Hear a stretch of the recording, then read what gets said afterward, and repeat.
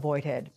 I want to bring in MS Now's David Noriega covering the World Cup from Los Angeles. Christopher O'Leary is a former FBI special agent and counterterrorism senior executive, as well as a MS Now national security and intelligence analyst. And Bill Kristol is editor-at-large at The Bulwark. Welcome to all three of you. So, Chris, as I mentioned, lots of lawmakers seem to think Clayton's a great pick, even Jim Himes. Do you? Well, he's certainly a better pick than Bill Pulte was, who not only did not have any national security experience, his temperament and his lack of character and ethics were certainly in question as well.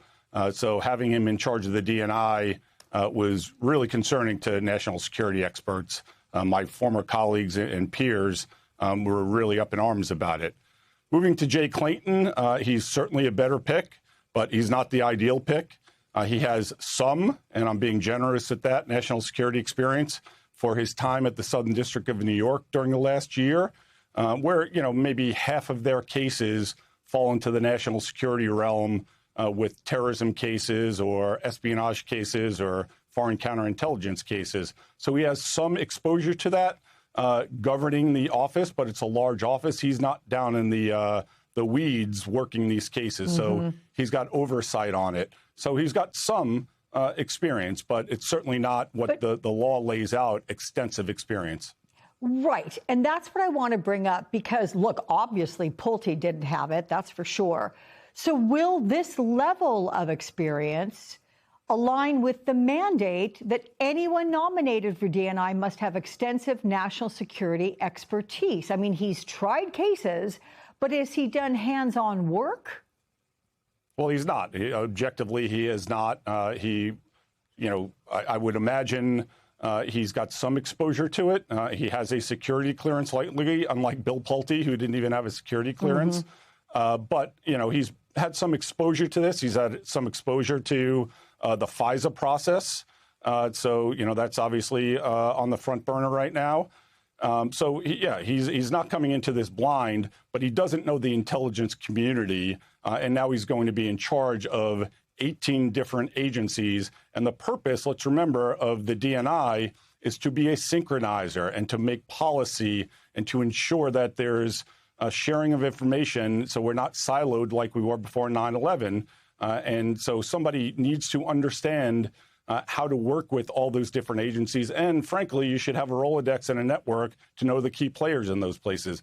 And unfortunately, neither of the two nominees so far have had that. Well, we'll see if queries all about that come up in his confirmation process. Meantime, Bill, there is some concern whether Clayton will do Trump's bidding. In fact, a couple days ago, he was on CNBC. He was talking about allegations of election fraud in California. Here's what he said. On the integrity side, we're doing an absolutely terrible job, and the American people are right to question it. I am not speculating about fraud. I'm not saying there is fraud, okay? I am saying that the opportunity for fraud makes no sense to me when we can run a much better system. But there are a lot of people who look at this and say there is no fraud, okay? I don't think that they're right either. Okay, we should make clear that there is no evidence of fraud in California, despite what Clayton has said about the possibility, the appearance of it, and of course what Trump has alleged. But what does Clayton's answer tell you about whether he's willing to stand up to the president? He's not willing to stand up to the president. He hasn't, incidentally, at SDNY. He allowed Maureen Comey, a very well-respected prosecutor, to be fired from SDNY because Trump didn't like her father, basically. She also had been a prosecutor of Epstein, which may have made Trump unhappy. He went along with the Epstein cover-up and had a role in it, honestly, at SDNY and the bungled redaction of the names of the survivors and so forth. But he's also, but what he said is terrible. I mean, he's giving oxygen to what are obviously false and ridiculous charges, I believe, about California, but which are important because they are laying the predicate for calling into doubt all kinds of other voting over this coming year. And in that respect, the DNI position is very important because you can use foreign interference, real or manufactured, as an excuse to get involved in looking at ballots and taking ballots and going after election officials. Tulsi Gabbard, you remember, showed up in Fulton County in Georgia. So I think Jim Himes, whom I know and like, is being silly. He was a respected lawyer at Sullivan and Cromwell, and I've known him for 20 years. Therefore, he's fine for this job. As has been pointed out, he doesn't have the extensive experience he should have. But that's not the most important thing. The most important thing is I have no confidence that he will resist election subversion efforts by Donald Trump as head of ODNI.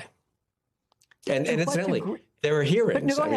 Since when does members of Congress and senators just say, hey, he's great. I knew him for a while. He was a big shot lawyer. He's fine. Don't they maybe say, why don't we wait for the hearing on Wednesday? Let's see what answers he gives when he's asked, will you go along with Trump on this? Do you believe it's appropriate for for Tulsi Gabbard to have gone to Fulton County, Georgia, and mess around in the FBI investigation there and so forth? So the fact that Himes and Mark Warner in the Senate, too, just are so eager to go along, I understand the relief that it might shorten or make irrelevant the Pulte announcement, but it's a bad sign. They've got to be a little more serious, I think, about standing up to what looks like a real pattern now that Trump is trying to establish of election interference this year. So you mentioned Senator Mark Warner. If this nomination was meant to break the deadlock over the surveillance law, it didn't work. Listen to him here.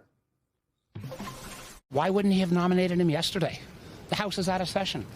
But if there was a path that, and I've never been a big fan of Tulsi Gabbard, but that Tulsi Gabbard would stay in place until Mr. Clayton was confirmed, we have a path out. But so it's still a no because Bill Pulte will be active. Yeah, Bill Pulte is a national security threat.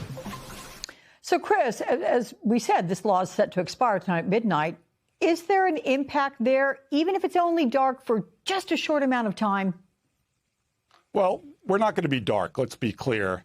The authorized collection on 702, which 702 is specifically overseas collection on non-U.S. persons.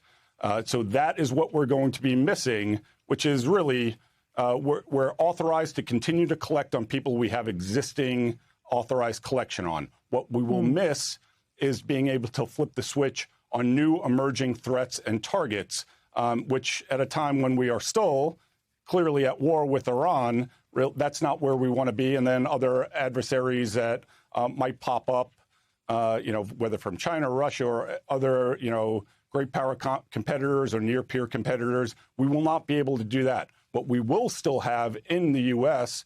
is traditional FISA warrants. So we're not completely gapped.